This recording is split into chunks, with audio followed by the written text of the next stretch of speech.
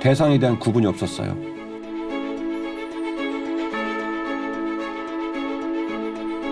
동네 가가지고요. 동네를 다 깨워요.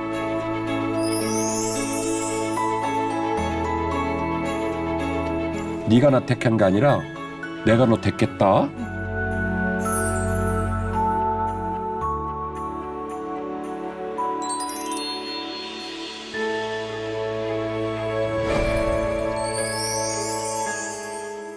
주인 씨, 오래간만에 봅니다. 안녕하세요, 목사님. 잘 네. 지내셨어요? 네네. 3일 후면 성탄절이잖아요. 그러니까요. 네. 우리 교회에서도 성탄 준비에 아주 분주한데 성탄 준비를 다 하고 오늘 녹화를 하러 왔는데 와, 얼마나 스튜디오를 예쁘게 정말 해놨는지. 정성껏 꾸며주셨어요. 맞아요. 우리 시청자들은 다는 안 보이겠지만 스튜디오 전체를 다 성탄절 분위기로 꾸며주셔가지고 성탄 분위기가 물씬물씬 납니다. 저는 여기 들어와서 크리스마스 트리를 보는데 작년에 저희 크리스마스 때 촬영했던 게 생각이 나는 거예요. 그래서 정말 더 깊이가 이렇게 깊어졌구나라는 생각과 함께 마음의 기쁨과 또 깊이 있는 그런 감사함이 올라왔습니다. 하나님의 은혜로 시청자들이 좋아해 주시고 또 제가 열심히 기도하면서 원고 만들고 또 주인 씨도 한마음으로 도와주시고 제작팀들이 집중해 주셔가지고 또 겨울을 맞이하고 또 성탄절을 맞이하고 덕비와 함께 또 새해를 맞이하게 돼서 덕이피 이야기꾼으로는 정말로 기분이 좋고요. 오늘은 벌써 이제 두 번째 성탄절을 맞이하는 상황인데 그 성탄절의 의미들을 생각하면서 이야기를 좀 이끌어 가보자고 합니다. 우리 주인 씨는 성탄절 되면 기분이 좋겠지만 그래도 크리스찬이니까 네. 옛날에 생각했던 성탄절하고 요즘 생각하는 성탄절하고 느낌이 좀 다를 것 같아요. 많이 달라요. 예. 사실 그런 부분이 엄청 아쉬운데요. 어릴 때만 해도 그 성탄절이 다가오는 설렘이 있었거든요. 그랬죠. 거리마다 캐롤송이 들리고 또 교회에서는 나가서 그 새벽송도 부르고 그래요. 그렇잖아요. 새벽송 해봤어요. 해봤죠. 와. 주일학교 출신입니다. 그랬구나. 그러면 안 믿는 사람들이라도 이렇게 찬양이 울려 퍼지면 또 이렇게 서서 보시면서 박수도 쳐주시고 함께 기뻐하고 그런 나눔의 기쁨과 이 축제 분위기가 있었거든요. 근데 요즘은 거리마다 뭐 크리스마스 노래도 안 들리고 네. 또 코로나로 인해서 교회 예배도 못 드렸던 게 현실이었잖아요. 그래서 예. 그런 부분이 많이 아쉬운 것 같아요, 목사님. 성탄절이 들뜨고 연말이 되게 이렇게 축제적 분위기인 것은 여전히 같아요. 그런데 내용, 그 안에 담겨질 내용이 너무 달라졌다라는 생각이 들어서 덕이피 이야기꾼으로는 비통할 생각이 너무나 많이 듭니다. 이 아름다운 성탄절 틀이 또 성탄절의 문화들은 전부 다 아기 예수로 오신 예수님 때문에 만들어진 풍습과 문화들인데 여전히 그 모든 문화적인 시설들이 더 아름답게 치장을 하지만 주인이 바뀐 거예요. 그렇죠. 본질이 조금 퇴색된 기분이 예수님으로부터 들어요. 네. 우리 인간들로 주인이 바뀐 겁니다. 자, 그 기독교대에서 또 좋지 않은 생각을 가진 분들이 또 성탄절을 가지고 되게 또 이렇게 시비를 거는 경우들이 있기 때문에 덕이피 이야기꾼으로 한 번 더 점검을 하고 이야기를 이어갈게요. 제가 작년 이맘때에 성탄절의 의미들을 쭉 덕이피 회차로 찍었기 때문에 시청자들께서는 궁금하면 이전 회차를 좀 보셔도 될 것 같고요. 성탄절은 로마의 국교 상황 속에서 태양신의 탄생일을 성탄절로 대체시킨 역사에 대하여 제가 점검을 한 바가 있습니다. 그래서 성탄절은 날과 시가 중요하다기보다는 성탄의 의미를 기념하는 거다라고 네. 중요한 얘기를 제가 언급을 드렸고 그리고 또 그 성탄절이 지금은 농한기라는 개념이 없어졌어요. 그래서 겨울도 일하고 다른 계절도 다 일하죠. 그런데 옛날에는 겨울은 긴 기간 동안에 쉬는 시절이었어요. 그리고 연말연시라는 특수한 상황과 맞물려 움직이면서 결국 종교를 떠나서 범국민적이고 범세계적으로 성탄절이 축제의 이제 문화와 유산들을 만들어가면서 전 세계적으로 성탄절이 굉장히 주목받는 중요한 절기이었던 것은 사실이죠. 네. 그리고 그 성탄절이 여전히 우리에게 축제로 남아있긴 합니다마는 그 안에 담겨진 예수님을 향한 그리움, 예수님을 향한 감사,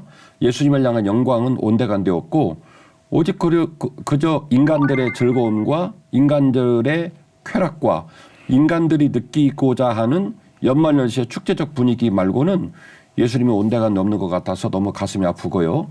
오늘은 성탄절을 3일 앞두고 그럼에도 불구하고 우리 더 깊이 시청자들께서 우리는 이제 저는 팀이라고 생각하고 가족이라고 생각하는데 우리 더 깊이 가족들이 우리는 어떤 느낌과 어떤 마음가짐을 가지고 성탄절을 맞이해야 될까? 이 이야기를 오늘 이야기로 풀어가 보려고 합니다. 좋습니다. 자, 주인 씨 그림 하나 보지요. 예수님 탄생하실 적 네. 사진이 맞나요? 네. 예. 그런데 뭐 우리가 잘 아는 것처럼 예수님 탄생하실 때 국가적인 축제인 건 아니었지만 많은 분들이 함께 하셨죠. 어머니, 아버지, 전사들, 목동들, 동방박사 그리고 하늘에서 비춰준 그 별로 인한 그 은혜 자리를 네. 이렇게 그림으로 잘 표현을 했네요. 자, 이 그림에서 우리가 알 수 있듯이 예수님의 탄생은 예수님에게 포커싱이 돼 있는 거예요. 예수님 빠지면 의미가 없어요. 자, 성탄절을 영어로 크리스마스라고 얘기를 하죠. 이게 라틴어의 합성어인데요. 그리스도라고 하는 크리스토스와 예배라고 하는 미사. 우리가 왜 성탄절에서 미사를 드린다라고 얘기하잖아요. 마스. 그게 바로 이제 미사의 기원인데. 아, 그렇군요. 미사가 마스의 기원인데요. 라틴어로 크리스토스 앤드 마스. 그래서 그리스도를 위한 예배, 그리스도를 위한 모임이라는 뜻이에요. 그러니까 술 먹고 흥청망청거리고 그리고 인간들끼리 선물 주고받고 뭐 1년 동안 고생하고 잘했다는 식으로 박수 쳐주고 그렇게 보내라고 지어진 이름이 크리스마스가 아니에요. 네. 그리스도를 기뻐하고 그리스도에게 영광을 돌리고 그리스도께서 우리와 함께 하신 것에 대한 감사로 충만하게 채워지는 절기가 이른바 크리스마스 성탄절의 절기라는 것을 우리 더 깊이 시청자들이 꼭 기억을 하셔야 되겠고요. 오늘은 그 그리스도께서 오셔주신 것, 인카네이션 하셔서 성주신 하셔서 우리 가운데 오셔주신 그 사건, 그리스도가 주인이라는 걸 제가 오늘 시청자들에게 강조를 해야 되는데 특별히 오늘 제가 강조하고 싶은 것은 만남이에요. 그리스도와의 만남. 이 얘기를 말하고 싶습니다.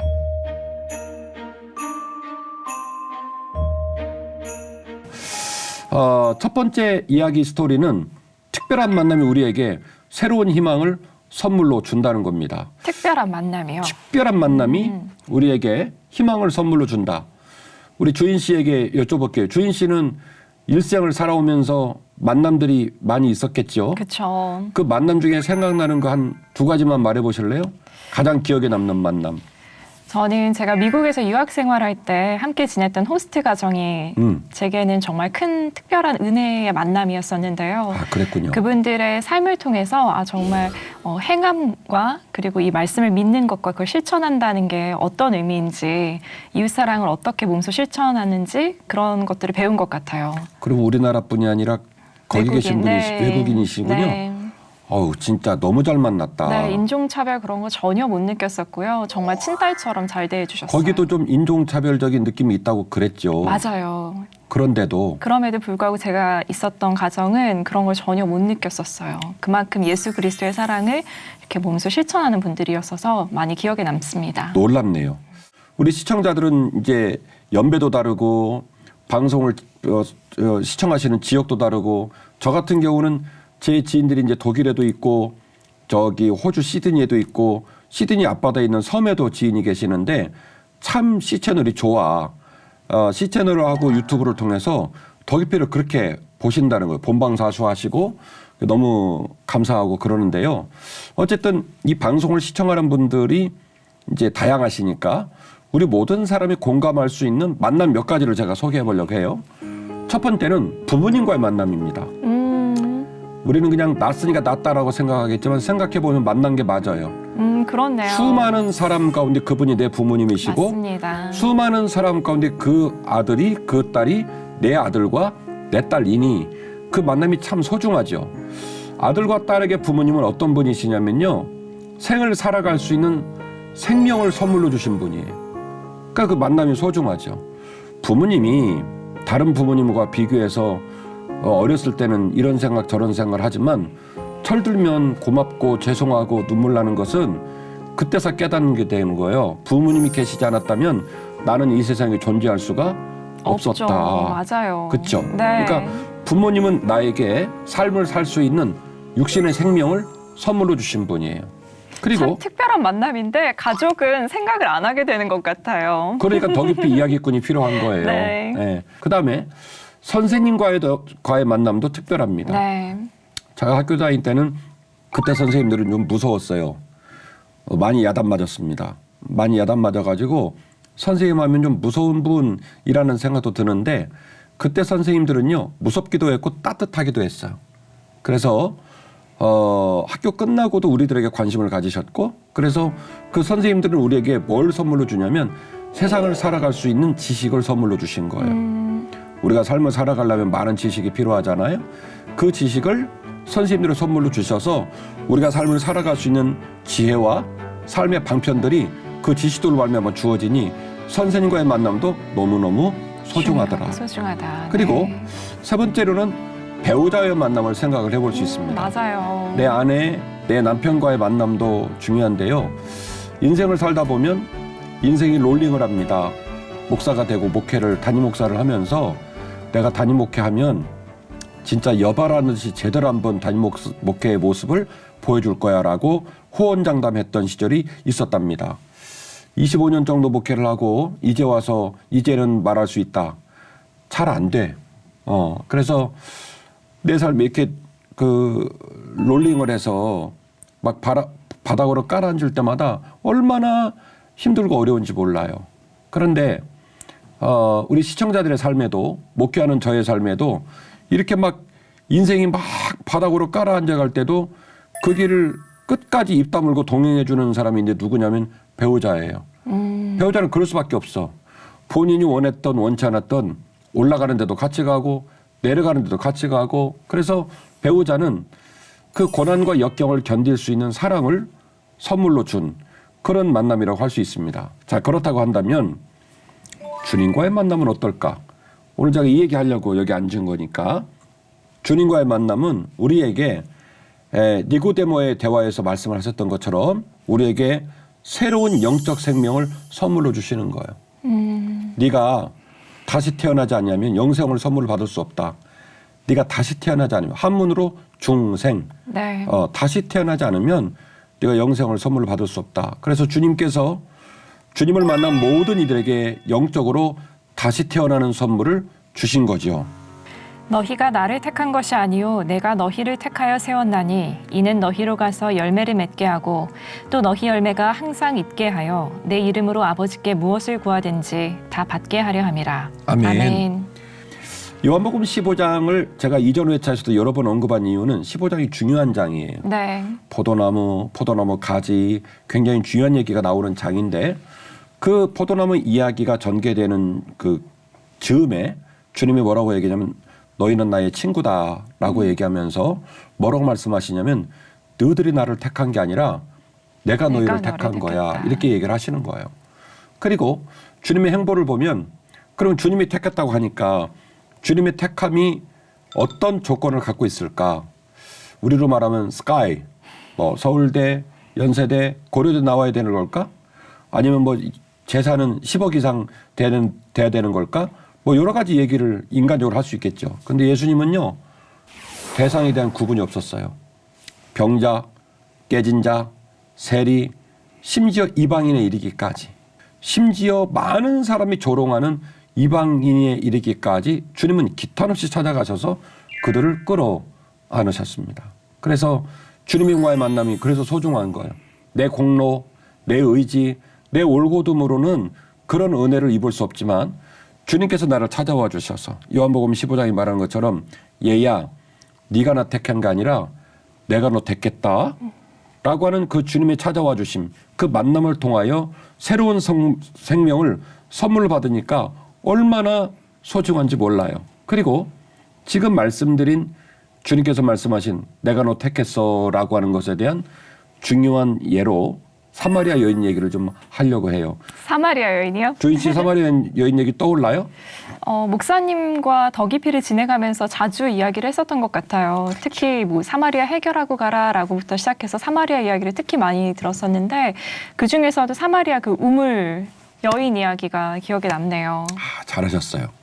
사마리아 얘기는 계속 얘기가 논의가 될 수밖에 없었던 예루살렘 온 유대 사마리아 땅끝 사마리아 풀고 가거라 기억 잘하셨고 예수님 스타일이라고 하는 그 전 회차에서 제가 사마리아 여인하고 그다음에 나사로 얘기하고 그다음에 바디메오 얘기를 전개하면서 예수님의 독특한 마음, 예수님의 독특한 일하시는 방식을 말씀을 드렸던 것을 기억을 하신 것 같아요.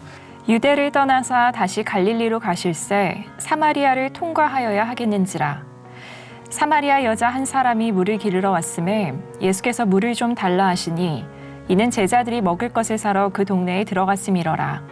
사마리아 여자가 이르되 당신은 유대인으로서 어찌하여 사마리아 여자인 나에게 물을 달라 하나이까 하니 이는 유대인이 사마리아인과 상종하지 아니함이러라.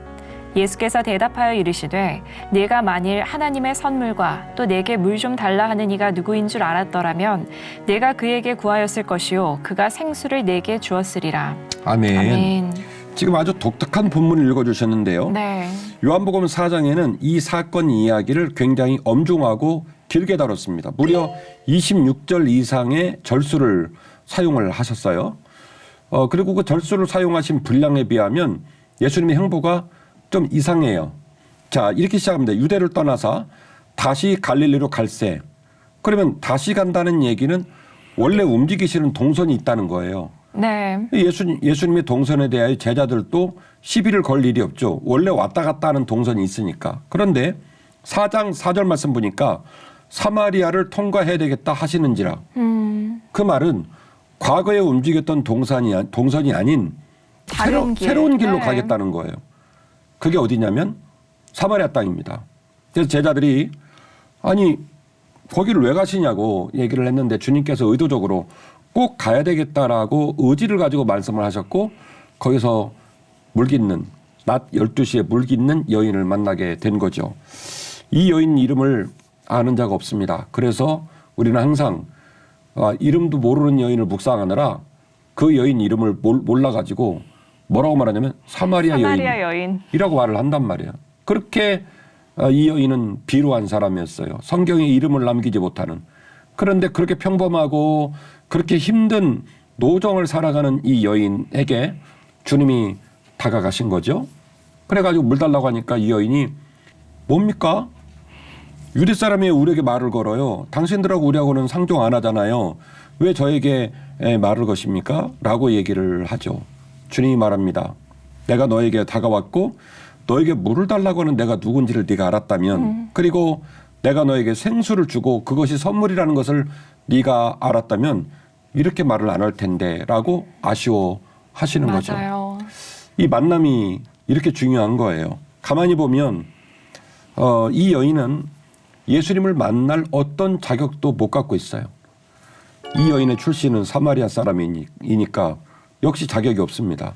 두 번째로 그럼에도 불구하고 예수님이 이 여인을 찾아갔는데 내가 너에게 선물로 다가왔고 내가 너에게 주고자 하는 것이 영원히 목마르지 않는 엄청난 것이라는 걸 네가 알면 네가 이렇게 답변은 안 했을 텐데 라고 말할 정도로 아쉬운 만남이 시작이 되죠. 네. 그런데도 이 만남이 아름답게 열매를 맺는 이유는 일방적으로 찾아와 주시고 일방적으로 그 여인을 끌어안아 주셨던 예수님의 끝없는 사랑 때문이에요.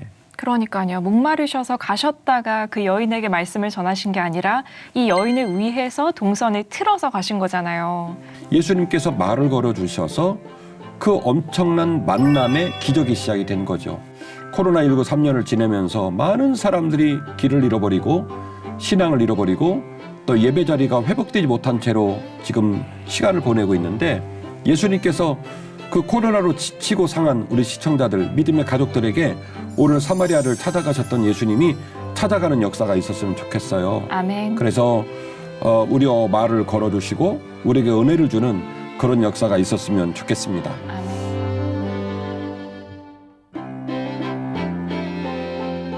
그러면 그 만남을 가졌을 때, 그 만남이 내게 왔을 때 우리가 취할 행위가 뭘까?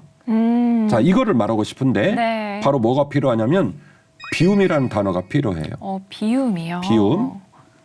주님을 만났을 때 우리가 그분의 은혜를 입고 그분과 함께 새 길을 걸어가는 것은 내 거를 내려놓고 내 걸 비우지 않으면 못 갑니다. 새로워질 수가 없습니다.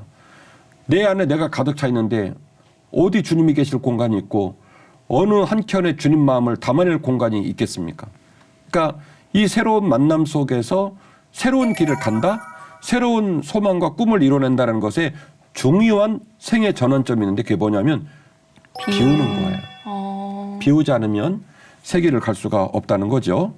오늘 본문에 나오는 이 여인은 사연을 잘 알 수는 없지만 12시, 낮 12시 그 그림자가 거의 안 보일 정도로 해가 중천에 떠 있을 때입니다. 가장 덥죠. 그래서 팔레스틴에는요. 이 낮 12시에는 일을 안 해요. 이 낮 12시에 물 뜨러 나오는 정신 나간 사람은 없어요. 물을 언제 뜨냐면 아침 일찍 뜨거나 저녁에 이제 밥을 짓고 저녁을 보내기 전에 뜨거나 낮에 물 뜨는 사람은 없습니다. 근데 이 여인이 12시에 물을 떠러 나왔습니다.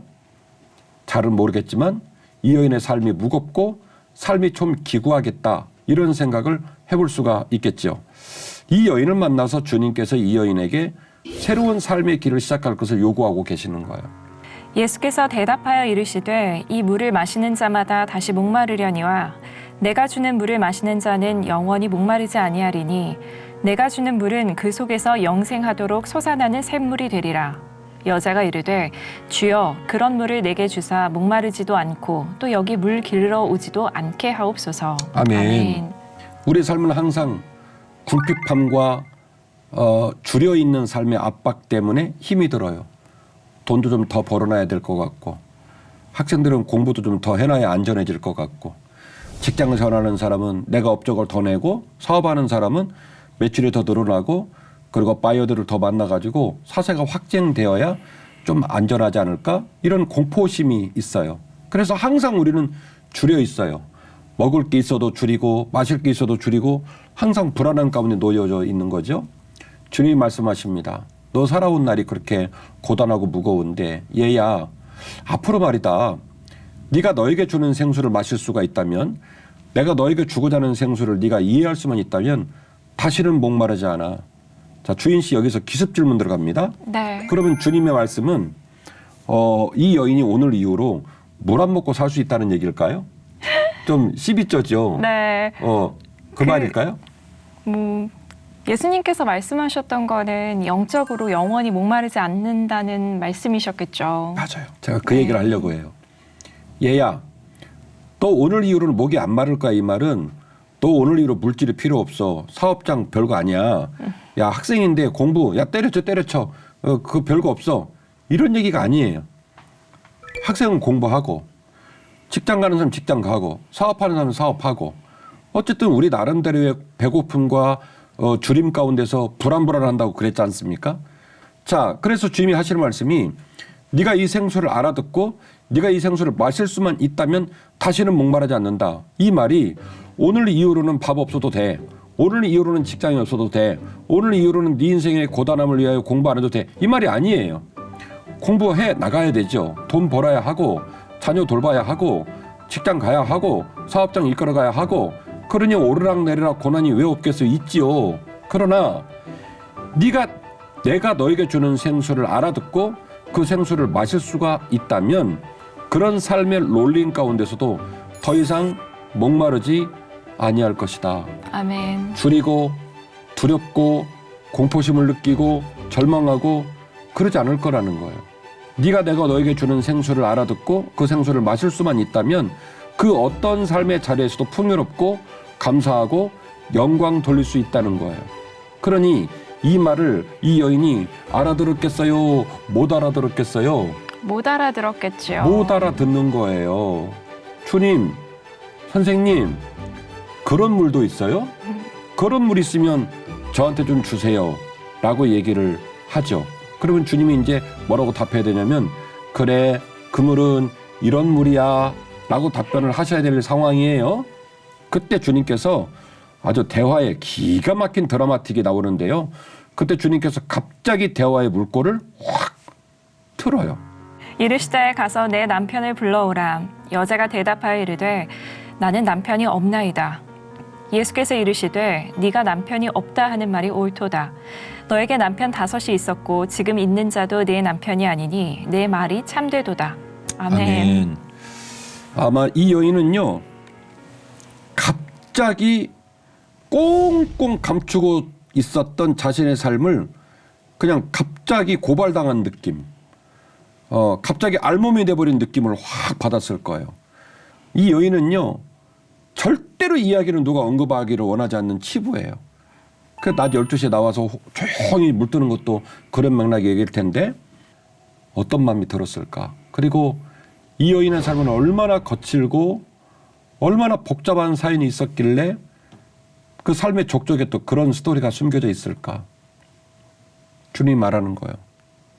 너 이렇게 살았잖아.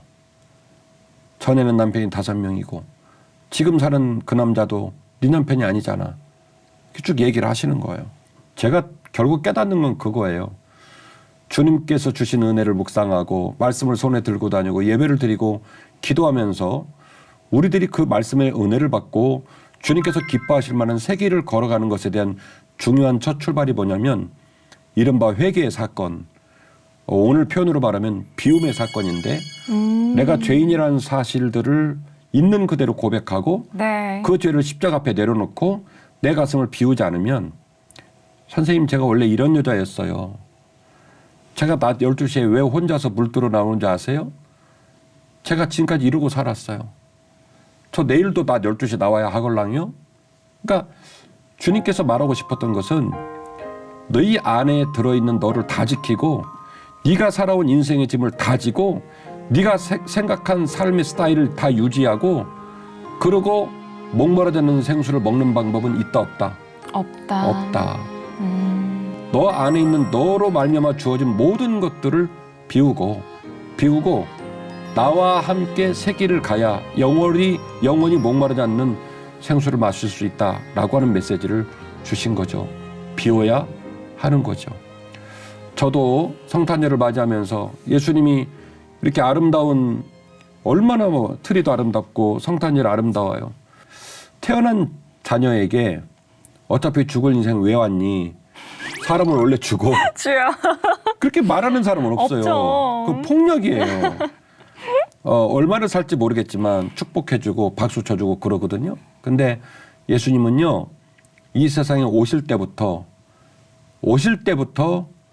죽을 줄 알고 혹은 죽을 것을 위해서 오신 거예요.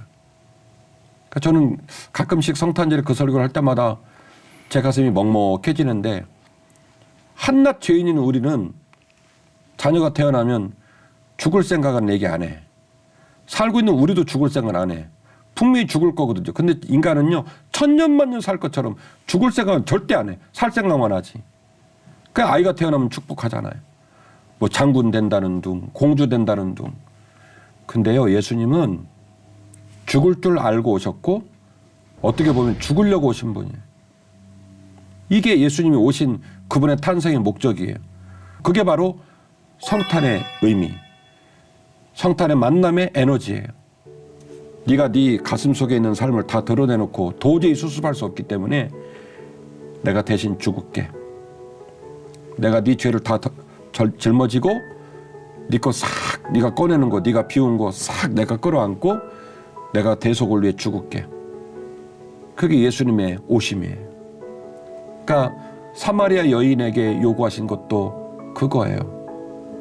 이제는 손에 들고 있는 거 다 내려놔. 비우고 다시 새 길을 가자. 이 얘기죠.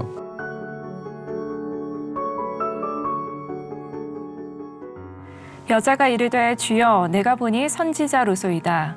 우리 조상들은 이 산에서 예배하였는데 당신들의 말은 예배할 곳이 예루살렘에 있다 하더이다.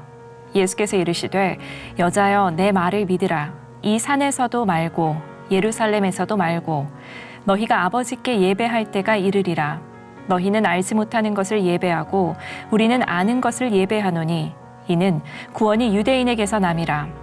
아버지께 참되게 예배하는 자들은 영과 진리로 예배할 때가 오나니 곧 이때라. 아버지께서는 자기에게 이렇게 예배하는 자들을 찾으시느니라. 아멘.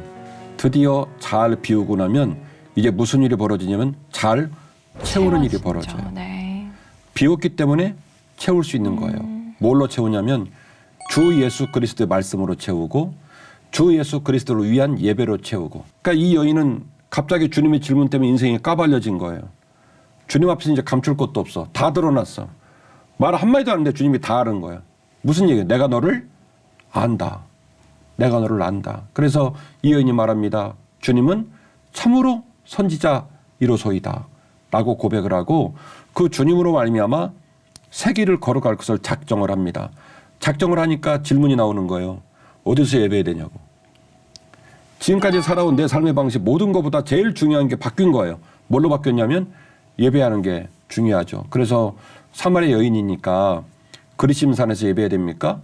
제가 알기로는 우리 민족은 옛날에 한민족이었고 그리고 어쨌든 우리가 생각하는 가장 소중한 예배 장소는 육신에 눈에 보이는 물리적인 예배 장소는 예루살렘인데 이왕 제가 주님 얘기 듣고 제 삶을 새롭게 시작할 용기를 가져서 예배하는 여자가 되고 싶은데 예배하는 사람이 되고 싶은데 이왕이면 제대로 단디하고 싶어요. 그러니까 어디서 하면 돼요?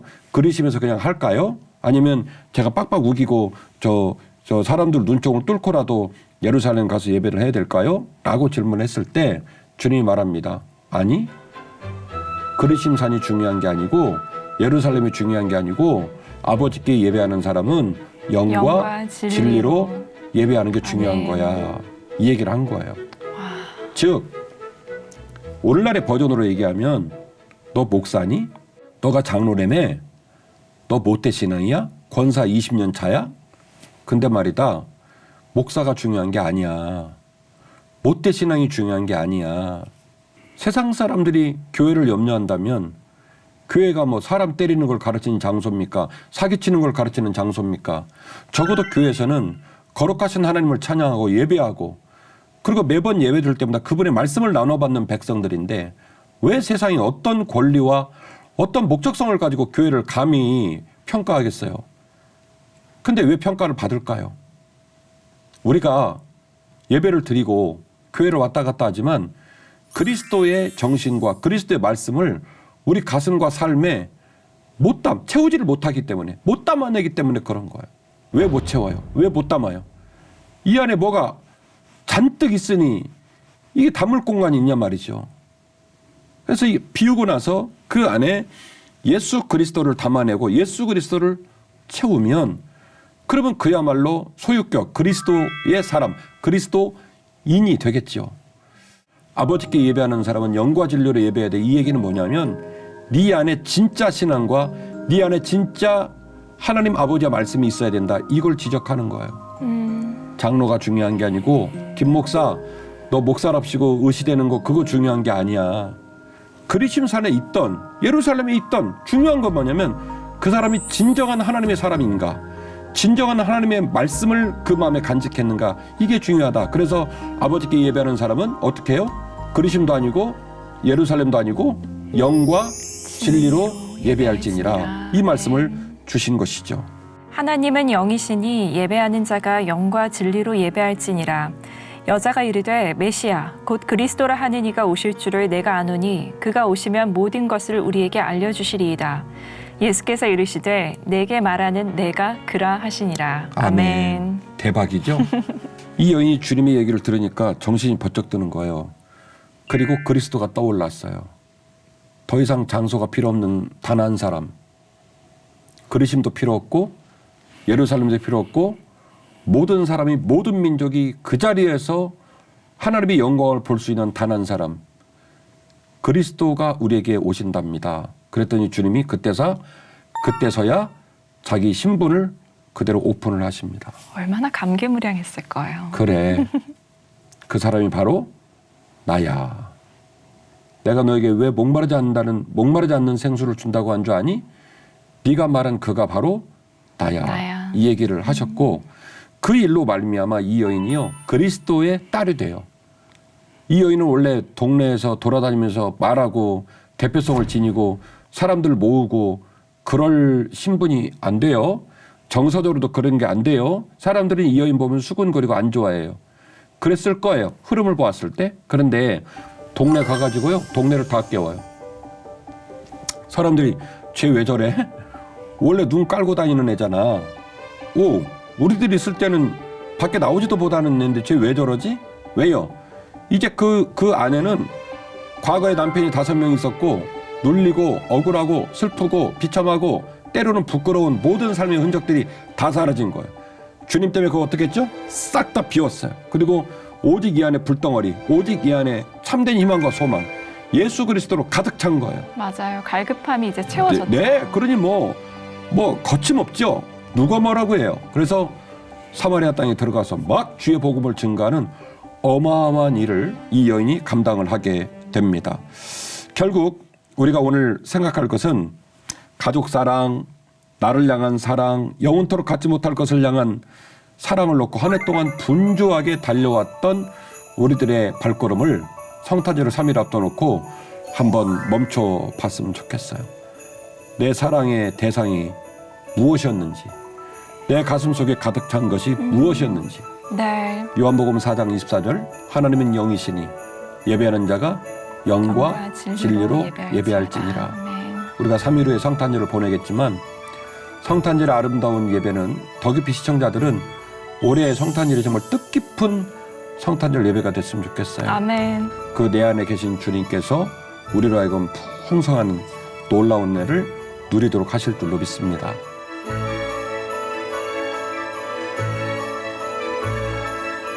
오늘 목사님께서 성탄절의 의미를 이렇게 특별한 만남과 비움과 체험으로 설명을 해주셔서 조금 더 깊이 있게 성탄절에 대한 그런 막연한 기대가 아니라 정말 간절한 소망이 다시 한번 되살아난 것 같아요. 그래서 저도 오는 성탄절에는 나도 예수님과의 특별한 만남이 다시 한번 있기를 간절히 바라는 그런 시간이 됐고요. 또 저의 사랑하는 딸과 남편 그리고 우리 사랑하는 성도님 여러분도 예수님과의 특별한 만남이 이루어지는 성탄 예배가 되기를 간절히 바라고 또 축복하겠습니다. 아멘.